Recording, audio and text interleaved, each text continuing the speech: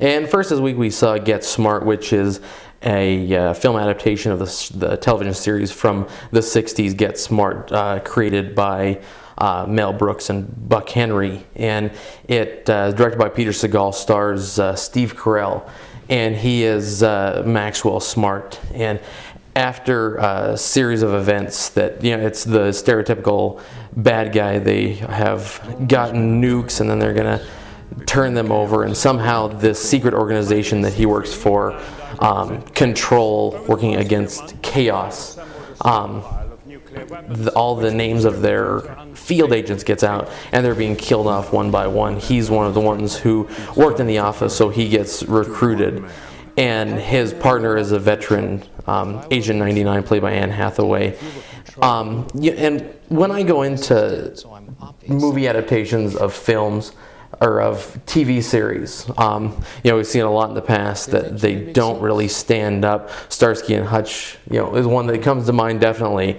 But this one really surprised me. I mean, they did a good job. Steve Carell, of course, is, the driving force behind it because he is such a good comedic actor. But they did a good job with the story as well, not making him, too inept in the duties that he performs. Yes, well, the whole movie is really a fairly competent spy thriller. I mean, obviously it has a comedic bent to everything, but you're absolutely right that the Maxwell Smart character, I mean, he's inexperienced and he does some silly things. Shoots himself in the foot with a crossbow, Swiss Army knife gun, and things of that nature. But he's not. I really expected him to be a bumbling idiot. Yeah. Which I've seen that movie enough times that I don't need to see it anymore.